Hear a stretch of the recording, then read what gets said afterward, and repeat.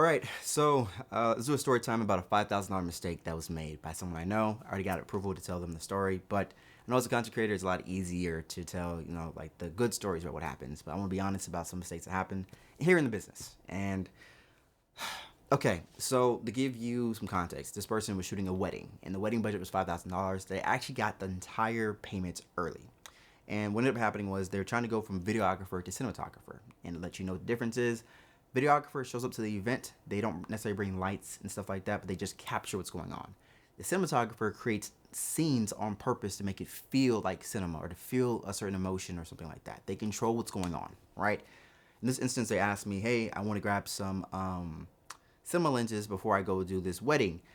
Do you have any advice for me? And I told them, hey, have you ever practiced the act of pulling focus manually? And they said no. And I told them, look, with most cinema lenses, you have to pull focus manually, which means the camera's not going to pull focus for you, right? So right now, my camera is set for autofocus. If I were to move forward or move back, my camera's going to adjust the focus or the depth of field that's in focus automatically. When it comes to pulling focus manually, the camera doesn't do any work, you do. So you have to understand and gauge the distance between your camera's lens and your subject constantly, especially if they're moving around, da da da da.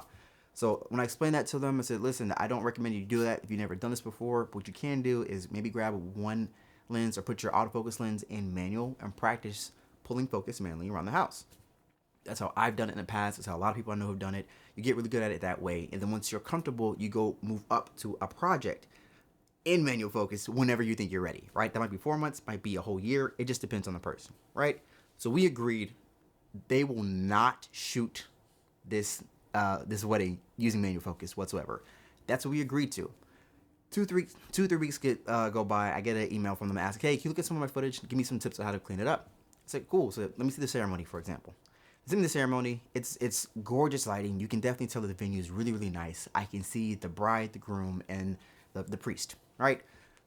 But the problem is, I can see them, and I know that's them, but they're out of focus. And with autofocus, 9 times out of 10, the camera's gonna adjust, right? So it might start out of focus or like focus breathing and then come into focus. That part happens. We get it. Understandable. But as I'm watching, the focus is not changing whatsoever. And I keep watching, expecting for it to change. And after like 30 seconds, I'm like, dude, the focus isn't moving. They're out of focus. What's going on? So I called him up and said, hey, question for you. Did you shoot this part in manual focus by chance? And they said, yeah, I did. I practiced for 2 weeks and I thought I was ready. Everything's good. I just needed help like moving the focus point from like this area to where they are because it's just slightly off. Can you do that?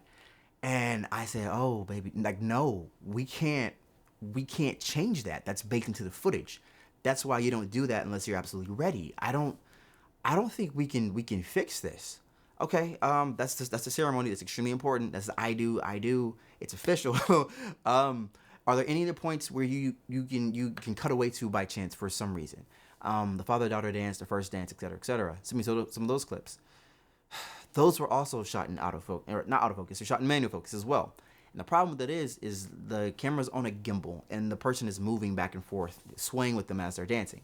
The issue with that is your focus point, your distance is constantly moving, right? So let's say this is them dancing, this is the person with the gimbal. The gimbal's moving back and forth, which means the distance between the subject and the camera is constantly changing. You need to be moving your focus manually, pulling the focus point manually because your distance is changing constantly. Or put it in autofocus and let the camera do the work for you. They didn't do that. So there's portions, really great shots where they're in focus and then you move and now they're out of focus and we can't fix this. And so I explained to them what's going on and I said, listen, you have to call your client right now and let them know we cannot, you're going to have to give them a refund because you can only show certain portions of the wedding. And like one of the most important parts, several important key parts of this wedding are just absolutely out of focus. Like you poop this one significantly and they're going to be upset, rightfully so, and they should be, but you have to give them back every single penny that you can and then give them also the best possible footage you can from what you got. And so they end up talking to him. They were upset extremely, but the mistake cost them $5,000. And in the business, $5,000 wherever you are, that's a lot of money. That's, 2 new lenses. That's a new camera. That's a new lens and a new camera. That's a new computer to edit on.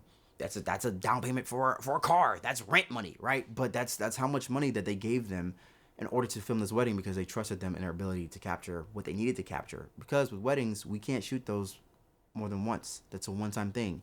You get it or you don't, and that's it. So, but yeah, that's the $5,000 mistake. That's the story time for you. And I feel really bad because I feel bad, but I don't because I warned them specifically. Don't do this. We agreed they weren't going to do this. They got really excited, but remember, take your time, and especially if someone's paying you for the project, make sure you treat that with as much respect as possible. Make sure you have everything prepared and ready to go. But yeah, if you want more stories like this where we just kind of tell you the truth about what happens behind the camera and mistakes that are made, let me know. Leave a comment. Do you think if there's anything else I should have told them? Let me know what you guys are thinking. But yeah, that's all I got for you for now. Until next time, peace.